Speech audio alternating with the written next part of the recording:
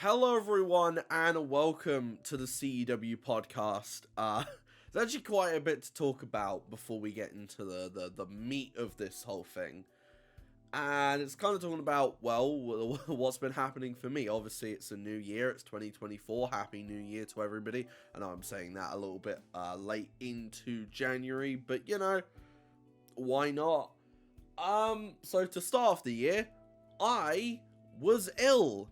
I had a stomach bug and a cold, which has meant I've not been able to commentate for about a week plus. I've only just gotten to a point where my nose isn't incredibly bunged up, but I'm still not in a position where I can do commentary yet, which is really annoying because there's a lot of stuff that I want to work on and I don't have that much time to get it done in the time frame that I want it done. So that's a lot of fun. But unfortunately, that does mean that things have been pushed back by as long as I've been ill. But it's unavoidable. It can't be helped. And we will move. We move forward. And again, it's not that big of a deal. It happens. And yeah. And honestly, I'm surprised. But it turns out my university is giving me a bit of extra time. To work on my assignments. I've still got the same deadlines, but we're not in as much as usual, which means that I can focus on my assignments and also get some extra work on CEW and EPW and whatnot done, which is always a good thing. It's always something that, you know, I look forward to. So yeah, let's just get into it, because I feel like I come in here sometimes and I do these podcasts and I do come off as negative at times, but you know, that's just life. I can't be positive all the time, and even when I am talking negatively, I try and spin it in a way where it's positive. But today we're just going to talk about everything good and cool. I think you hear me talking about my pet peeves on core shows and the presentation and all that a lot. And I think it's time that I actively spoke about what I like in core. What brings me to a core show, what will make me watch. And I think the big thing is companies not being afraid to be themselves. And by that I mean you see it a lot.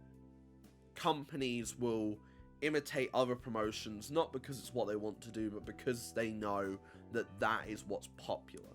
Like, you know, and that works for core in general. But the cores and the companies that get me to watch them and I will watch forever and ever are the ones that do their own thing, their own unique thing, something that can get me interested in the first show that I watch. I shouldn't be expected to watch 6-7 months of backstory just to find out why a match is happening today. A commentator should be able to tell me that during an entrance, or during the match, or something like that. And that small thing, that ability to just go on and watch an episode, or watch a match and know exactly what's happening and actually get myself hooked into a storyline, is how you get me as a viewer. If you can't do that, I'm not gonna watch. And that's just as simple as that. I would say shows with commentary, but I feel like we're at a stage now where I feel like every show has commentary or either some way to convey what's happening, be it through a premiere chat or like a watch party or something like that. I cannot sit there and just watch a show without commentary. That, I don't know, it's just wrestling at that point. And at that point, I'd rather just go and watch a local promotion. Because then at least I know what's happening and I'm in an environment with a bunch of other people. What else is good in core? The fact that we have so many talented creators around here, like, genuinely, just in the whole circle of core, like, not even just in my circle, but core in general, there are so many talented individuals, so many people who make incredible attires, make incredible characters in terms of gimmick, fantastic storytellers, fantastic bookers, fantastic match creators. We have people who make incredible logos, incredible match card designs, you know, promo packages. This has been a place, and I want people to remember this. CAW has always been a place for people to express and show off their talents in a way that they can, like, with something that they're passionate about when it comes to something like professional wrestling. And it's those talented individuals that will keep people here and will keep people watching. You know, I always say it. You know, you go a little bit above and beyond with your presentation and with your graphics and stuff, and I'll always notice that. You know, as someone that does film, as someone who edits, you know, I appreciate a good edit, and I appreciate people who put time and effort into those aspects. I like, and I know some people are gonna argue this, I like the community feel. When we are actively a community, I'm talking about the smaller circles, so ignore what you see on things like Twitter and social media.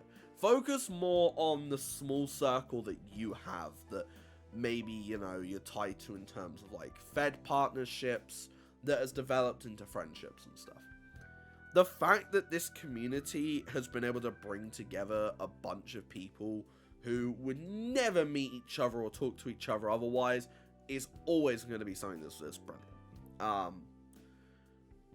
Another good thing about CAW, the fact that it got me into university. I'm not even joking about that. My portfolio was probably 40% CAW stuff. And that got me in the door. That really did. And I think it also got me, it gave me a lot of confidence to actually apply, because I'll keep it real, if it was just the stuff I had done in college that I had to show, I don't know how well that would have gone. But, you know, I was able to get into uni, and, you know, doing this has given me so much confidence in my abilities as an editor, that, you know, I'm able to do stuff and able to go for things I wasn't able to do before. And whether that's down to a confidence thing or whether that is down to an ability thing, I don't know. But all I know is that I'm doing it, and CAW has been there, and, you know, like I said, got me in the door for a lot of opportunities. I love the people that do goofy stuff. I love the goofy stuff in CAW. It's a video game. Be goofy. Do goofy things. Have goofy moments, goofy segments, goofy characters. Keep it goofy. I always say it. We need to stop taking this as seriously sometimes. Within reason. You know, a main event feud needs to have a level of seriousness to it, but you should always be having fun when doing that stuff. And I feel like with the goofy segments, with the goofy characters, and just all of the comedy and less serious aspects, they're always the things that people remember the most, and it's the thing that I remember the most a lot of the time as well. It's something that I believe in a lot. It's something that I believe in wholeheartedly. Is a big reason as to why I'm still here doing CAW stuff, is the all-day title, the Rock and Rave experience, Zonkiss, you know, for CEW. All this stuff that I get to work on, you know, like, if I'm not feeling it, if I don't have the ability to create an open challenge night, or if I'm ill and I can't make anything super crazy, I will sit there and I'll plan out a Rock and Rave segment that I can make, or something to do with Billy Zunner and Yonkiss, or just something like that, because, you know, let's just have fun with it. Like, why wouldn't I just have fun with it? And I think that's pretty much it. There's probably a lot more that I've, you know, failed to mention, but genuinely, like, I just wanted to take this podcast. You know, there's not a lot going on because, again, I've been ill for the first bit of January, and December was pretty slow in terms of making stuff. So, you know, I just wanted to start off the year in a positive way by, you know, keeping it positive. And, yeah. So now we move on to CEW news, or well, this should probably be CEW Network news, because it's actually quite a lot to talk about. We're going to start off with the results from a house show, a CEW house show, that happened on the 7th, so 3 days ago. And this is just something that I do randomly, and I've never really posted the results to them or anything like that. But you know what, with the fact that I haven't actually done a lot this year so far, so let's just get into it. Joshua Walker defeated Johnny Hercule, Capitan Tigre, and Rohan Kozler in a fatal 4-way match. This was a really, really good opener.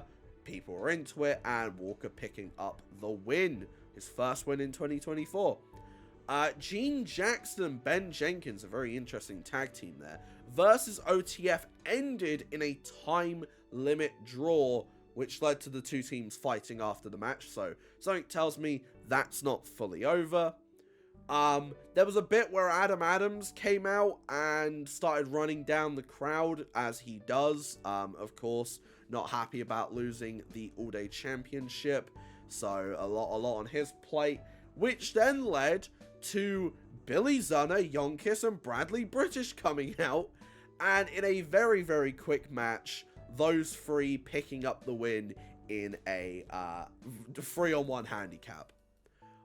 In arguably the shocking result of the night, Tony Cross defeated Madison Ace with Alex Blade at ringside, and this genuinely shocked a lot of the crowd. Alex Blade wasn't happy, but Tony Cross picking up a big win here on this live event. Sienna Payne won a triple threat match against Nida Adamic and Leah Briones, who, as you saw, is making her rounds of the live events before making her full-blown CEW debut. This was because Jessica Smith distracted Leah Briones, allowing Sienna to go after Nida.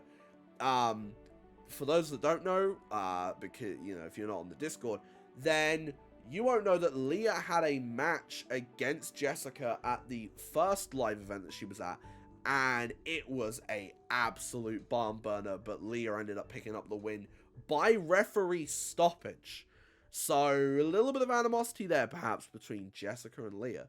And then a big 6-man battle royal. We had Aaron Bailey, Andre Fuller, Condominium, Ollie Byrne, Robbie Emmett of Empire, and the eventual winner, Justin Juice Baton, eliminating Condominium. But one of the big takeaways was Andre Fuller eliminating Aaron Bailey. Of course, we know Jordy Diaz and, by proxy, the Clinic have been having a few issues with Aaron Bailey as of late. And Justin Juice Baton danced to send the fans home happy. And that's the rundown of the live event. And now we're just going to move on to some of the news. So, Open Challenge Night is back. For those of you that have not checked the community tab, go ahead. Check the community tab. Because, again, it's open. It's ready to go. I will be leaving a link in the description of this to the forms for the men and the women for Open Challenge Night. For everyone that's been asking recently if they can join the show, now's your chance to get on the show, to get onto Open Challenge Night, to get yourself a one-off matchup. As you can see in the background, for Wednesday Night Warzone episode 11, you thought the match card was done. I think we'll be dropping something soon about the card. This was a last-minute addition that video will not have, and that is that Rua Katastarismoi will be defending the Network Championship against Eliza Stone on EPW soil. So that should be one hell of a matchup. What else? Is there anything else? No, I think that's all of the news, except for the fact that we are working on the Open Challenge Night 9 and 10 cards. They're pretty much done. So if you do fill out a form, you will probably be on an Open Challenge Night episode after Invictus is aired. So just bear that in mind if you are watching episodes 9 and 10. Oh, I guess I can say this. For episode 9 of Open Challenge Night, Mayu Shigata will be defending the Women's World Championship. So that is a big time matchup, and something that I feel like people will not want to miss. But anyways, that was the CEW podcast. I've been your host, a little bit of a, still kind of ill, but not really. Like, I'm not ill, but I'm still dealing with some of the symptoms. I've been your host, Byron. This has been the CEW podcast, and I will see you all next time.